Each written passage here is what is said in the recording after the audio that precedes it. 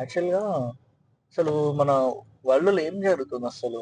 Indian students మీద గాని, Indians మీద గాని, ఏషియన్స్ మీద గాని అసలు ఎందుకు అటాక్స్ జరుగుతున్నాయి అసలు? ఇమ్మిగ్రేషన్ అసలు ఇష్యూ. Immigration issue ఎందుకైతుంది? అసలు ప్రాబ్లమ్ ఏడొస్తుంది అసలు? ఎందుకు ప్రాబ్లమ్ వస్తుంది?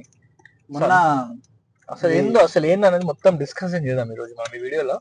మొత్తం డిస్కస్ చేసి అసలు ఏం జరుగుతుంది? ఏంది మ్యాటర్ ఏంది అసలు? చూడమ్మా ఒకసారి. అరే ఏం చెప్పాలంటే మచ్చా, వేరే దేశాలలో కూడా చిరాకు వచ్చేస్తుంది ఇక వాళ్ళకి.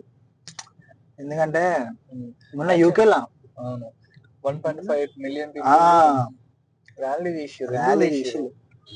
అందరు అంటారు ఇస్లాం వాళ్ళ గురించి అని. అసలు ఇస్లాం వాళ్ళ గురించి కాదు అది జరిగింది. యాక్చువల్గా జరిగింది ఏషియన్స్ పీపుల్స్ ఎక్కువ అయిపోయారు ఇక్కడ. Immigration issues. ఇంకోటి ఏంటంటే ఇప్పుడు యూకేలో వెళ్ళినప్పుడు కూడా స్టూడెంట్ వెళ్ళిన వాళ్ళు కూడా PhD అయిపోయిన తర్వాత జాబ్ రాకపోతే బ్యాక్ టు ఇండియా వస్తలేరు వాళ్ళు. ఏమైపోతుందంటే అక్కడనే చిన్న విలేజెస్ చూసుకొని అక్కడనే ఉండిపోతున్నారు వాళ్ళు ఇల్లీగల్ గా. ఎందుకంటే వాళ్ళు ఏమన్నా నేను కూడా నాకు చాలా మంది తెలిసేది అట్లా నేను చూసిన. అయితే నేను అడిగినప్పుడు వాళ్ళు ఏమన్నారు అంటే దొరికినప్పుడు ఎట్లా వాళ్ళు పంపిస్తారు కదా అనే మైండ్ సెట్లు ఉన్నారు వాళ్ళు. కానీ వాళ్ళకి అర్థం కాదు ఏంటంటే ఇప్పుడు ఇమిగ్రేషన్ స్టేటస్ ఒకవేళ ఆయన మీద ఇల్లీగల్ ఉండి ఆయన బ్యాన్ అయినా అనుకో, డిపోర్ట్ అయినా అనుకో, ఇప్పుడు వేరే కంట్రీకి పోవాలన్నా కానీ చాలా ఇబ్బంది అవుతుంది, చాలా ఫేస్ చేయాల్సి వస్తుంది. చాలా వాళ్ళ క్వశ్చనింగ్ చేసినప్పుడు ఆన్సరింగ్ చేయాలి. ఆన్సరింగ్ చేసేంత కేపబుల్ ఉందా అని చూసుకోవాలి. అది కూడాను ఇప్పుడు వేరే కంట్రీకి పోవాలనుకుంటే నువ్వు దానికి ఎలిజిబుల్ కాదన్నది కూడా నువ్వు ఆలోచించుకోవాలి ఒకసారి. దాని బదులు నువ్వు బ్యాక్ టు ఇండియా వచ్చి లేదంటే ఏదైనా వీసా అప్లై చేసి అక్కడ లీగల్ గా ఉంటే ఎవరు ఏమన్నా ఎవరి దగ్గర కూడా రారు. సో ఏం చేస్తున్నా ఆడ ఇండైరెక్ట్ గా ఏమైపోతుంది అంటే ఇల్లీగల్ గా ఉండడం వల్ల ఏమైపోయిందంటే సంపాదించుకునే రోజు సంపాదించుకొని తర్వాత వచ్చేద్దాం. కరెక్టే కాదంటే కాకపోతే ఇల్లీగల్ గా ఉండడం వల్ల డిసడ్వాంటేజెస్ ఏంటంటే ఇప్పుడు గవర్నమెంట్ ట్యాక్స్ పే చేయడు. అర్థమైందా? ఇప్పుడు ఎవరైనా జాబ్ చేసేది కూడా ఆ జాబ్ ఈయన తీసుకుంటున్నట్టే కదా ఇల్లీగల్ ఉండి. ఇప్పుడు లీగల్ గా నువ్వు ఉండి నేను ఇల్లీగల్ గా ఉంటే ఇప్పుడు నేను ఈ జాబ్ నేను తీసుకున్నట్టే కదా. అంతే. ఇప్పుడు నీకు జాబ్ రాదు. ఇప్పుడు నీ జాబ్ నేను తీసుకున్నాను ఇల్లీగల్ గా ఉండి నేను జాబ్ తీసుకున్నాను. క్యాష్ టైం జాబ్స్ ఎక్కువ చేస్తారు. అసలు చేయొద్దు అంటలేను, చేయొచ్చు కానీ ఒక లిమిట్ ఉంటుంది దేనికైనా. అది చూసుకొని చేయాలి, చేయొద్దు అంటలేము. ఎందుకంటే నేను ఉండొచ్చి వచ్చిన యూకేలో, నాకు తెలుసు స్ట్రగుల్స్ ఏంటి అవన్నీ తెలుసు కాబట్టి చెప్తున్నా. కాకపోతే ఇల్లీగల్ ఉండడం వల్ల అంటే ఎట్లా క్యాష్ ఇచ్చి చేయించుకుంటారు జాబ్ లో? క్యాష్ ఇస్తారు. నువ్వు అంటే లీగల్ గా నీకు ట్యాక్స్ పే ఉండదు కదా. నువ్వు లీగల్ గా అంటే నువ్వు ట్యాక్స్ పే చేస్తున్నట్టు. ఇప్పుడు నువ్వు 20 hours చేసినా కానీ 20 hours చేసిన ట్యాక్స్ పే కాదు. అక్కడ బిజినెస్ చేసేటోళ్ళు వాళ్ళు ఏమనుకుంటారు, వీళ్ళైతే తక్కువకి వస్తారు కదా, తక్కువకి వస్తారు. ప్లస్ ఇంకొంత ట్యాక్స్ కూడా వాళ్ళకి మిగులుతుంది, వీళ్ళకి మిగులుతుంది, పనులు అయిపోతాయి. అదే కదా, అదే వచ్చింది కదా. దాని వల్ల ఏమైపోయింది, ఇప్పుడు ఇండియన్స్ ఎక్కువ అయిపోయారు. అందరు ఇండియన్స్ అంటారు. ఇండియన్స్ ఎందుకు అంటారు అంటే మన ఇండియన్ పాపులేషన్ ఎక్కువ ఉంది, ప్లస్ ఇండియన్ పీపుల్స్ కూడా ఎక్కువ పోతున్నారు అడిగి. మన ఇండియా నుంచి ఎక్కువ పర్సెంటేజ్ పోతురు కదా. సెంట్రల్ లండన్ గానీ వేరే ఎక్కడికి పోయినా గానీ మొత్తం ఇండియన్స్ ఉన్నారంట. యూనివర్సిటీలలో మొత్తం ఇండియన్స్ ఉన్నారంట. అదే వచ్చింది. దాని వల్లనే ఇప్పుడు ఇల్లీగల్ గా ఉన్నారు కదా వాళ్ళని పంపించాలని చెప్పేసి వీళ్ళు ర్యాలీస్ చేస్తున్నారు వీళ్ళు. అది స్టోరీ.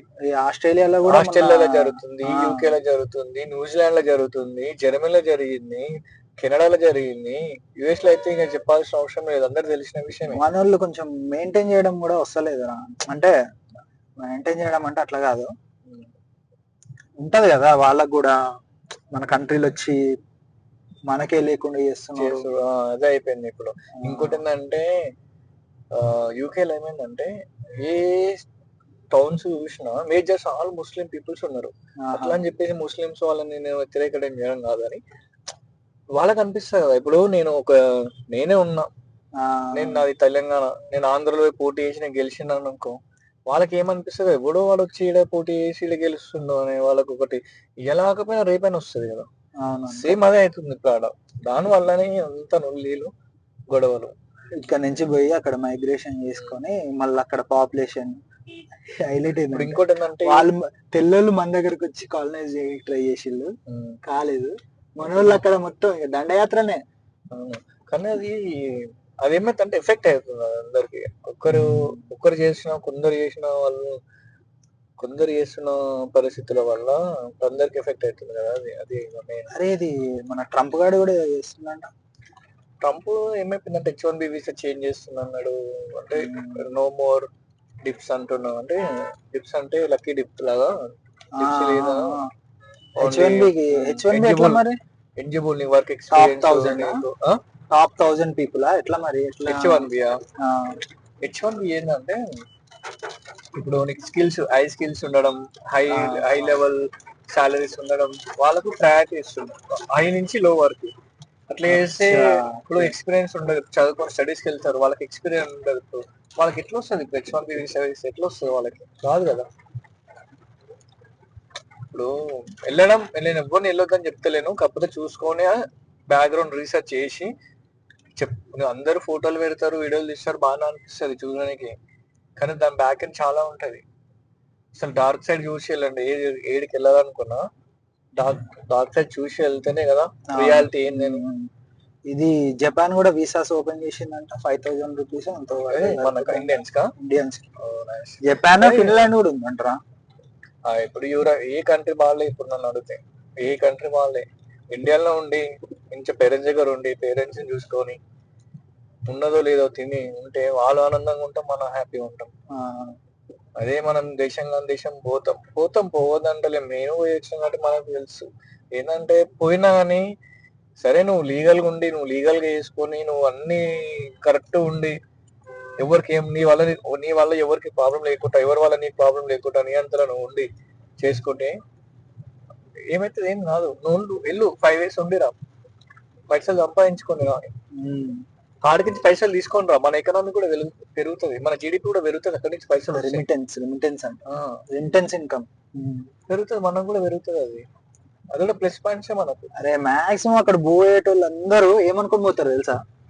2 years అక్కడ వేసేసుకొని సంపాదించుకొని వచ్చేసి అనుకుంటారు, కానీ అది 4 years అవుతుంది, తర్వాత 10 years కూడా 10 years అవుతుంది. అక్కడ ఉండేటోళ్ళు అట్టే ఇక లాస్ట్ ఎంత మనసు ఇటు వాడు రాలేడు రా. లాస్ట్ 2-3 years లా బయటకు వెళ్ళిన వాళ్ళు ఇండియాకి చాలా పైసలు తీసుకొచ్చారు. మన జీడిపి కొంచెం పెరిగి ఒక 1% 2% పెరిగిందంటే అది కూడా ఒక వన్ ఆఫ్ ద రీజన్. అర్థమవుతుందా? ఇంటెన్స్ ఎంత వచ్చిందిరా మొన్న చూసిన, అది క్రోర్స్ లో బిలియన్స్ లో ఉంది. అదే చాలా ఉంది, కానీ ఏమైందో ఇక టారిఫ్స్ కొంచెం సెట్ అయ్యి, టారిఫ్స్ వల్ల మనకు ప్రాబ్లం అనుకుంటారని మనకన్నా ఎక్కువ యుఎస్ కి ప్రాబ్లం అవుతుంది. మీకు అర్థమవుతుంది? అవునవును, వాళ్ళు చాలా ప్రాబ్లమ్స్ వాళ్ళకి కాస్ట్ పెరిగిపోతాయి కదా, చాలా ప్రాబ్లమ్స్ ఫేస్ చేస్తున్నారు అక్కడ. ఇప్పటికే టూ మచ్ గా పెరిగిపోతుంది వాళ్ళది. ఇంకోటి ఏంటంటే దీని వల్ల కూడా అక్కడ వాళ్ళు కూడా ర్యాలీస్ చేసారు అనుకో, ఏమైపోతుంది? ఇప్పుడు అది తీస్తున్నారు ట్రంప్స్ చికెన్ అవుట్ అని చెప్పేసి సంథింగ్ ఒకటి చేస్తున్నారు ఆల్రెడీ. మొన్ననే పాపం మన చార్లెస్ ని చంపేశారు. చార్లెస్ కి చాలా ఫాలోయింగ్ ఉంటుంది అక్కడ. ఆయన యాక్చువల్గా ఏంటంటే నెక్స్ట్ ఈ టర్మ్ లో అయిపోతుంది, ఈ టర్మ్ లో మనకు ట్రంప్ పిఎం అయిపోతుంది కదా. అయిపోయిన తర్వాత నెక్స్ట్ 2 terms కి వేరే అతను ఉన్నాడు, ఇప్పుడు వైస్ ప్రెసిడెంట్ ఉన్నాడు, అతను ఏం తెలీదు. అయితే ఆయన తర్వాత పేరు ఏదో ఉందిరా, ఆయన తర్వాత నెక్స్ట్ ఈయన పిఎం కి క్యాండిడేట్ అయినా కూడా అంత ఫాలోయింగ్ ఉంది, అంత అది ఉంది ఈయనకు కూడా. కాకపోతే ఏంటంటే నాకు తెలిసి ఏదో పొలిటికల్ గానే జరిగింది అనిపిస్తుంది నా పాయింట్ ఆఫ్ వ్యూలా. ఎవరు కావాలని కాదు చేసింది, కావాలని చేసారు. ఇదైతే పాలిటిక్స్ వల్ల ఫైరింగ్ చేసి చంపేశారు అని నేను అనుకుంటున్నాను, నా అభిప్రాయం. అని కావాలని చేస్తానే కదా ఫైరింగ్ చేసేది, మరి అంతే. లేకపోతే ఎందుకు చేస్తారు? ఏందో ఏమైతుందో ఏందో, మనం ఎట్లానో స్టేట్ల పరంగా చూసానేమో మనకి ఇక్కడ వాసిపోతుంది. ఇడికించి పోయి బయట పోయి బతుకుదామంటే బతుకుదామంటే అది అయితే లేదు, బయట అట్లనే ఉంది. ఏం చేస్తాం? మన హైదరాబాద్ లోనేమో వానలు పడితే రోడ్ గిట్ల ఫుల్ అవుతాయి, మొత్తం ట్రాఫిక్ జాములు అంత. మాకు చెప్తే మేము ఎట్లా చేసుకోండి, షేర్ చేయండి, సబ్స్క్రైబ్ టు అవర్ ఛానల్. మేము కొత్తగా పెడుతున్నాం, ఛానల్ పెడుతున్నాం, మాతో ఎంత అయితే హెల్ప్ కూడా చేస్తాం అందరికి. మేము ఏదో ఇట్లా మనం మాట్లాడుకుంటూనే ఉంటాం. మేము అదే ఎందుకు మనం యూట్యూబ్ పెట్టి మాట్లాడొద్దు అని చెప్పేసి చిన్న థాట్ తోటి స్టార్ట్ చేస్తున్నాం. ఇంకోటి ఏంటంటే మీకు ఏమైనా కొత్త టాపిక్స్ తెలుసుకోవాలన్నా కామెంట్ చేయండి, టాపిక్స్ గురించి మాట్లాడుకోవాలి అంటే కూడా మీరు చెప్పండి, మేము చేస్తాం, అట్లేం లేదు. ఏమైనా కొత్త ఇన్నోవేషన్స్ అంటే యాక్చువల్ గా బిజినెస్ గురించి తెలుసుకోవాలన్నా సరే, ఇంకేమంటారు, ఏదైనా సరే, ఫిలిమ్స్ అని ఇండస్ట్రీస్ అని సరే. చలో మళ్ళా ఉందాం. Hi guys, bye. చేద్దాం, అన్ని చేద్దాం.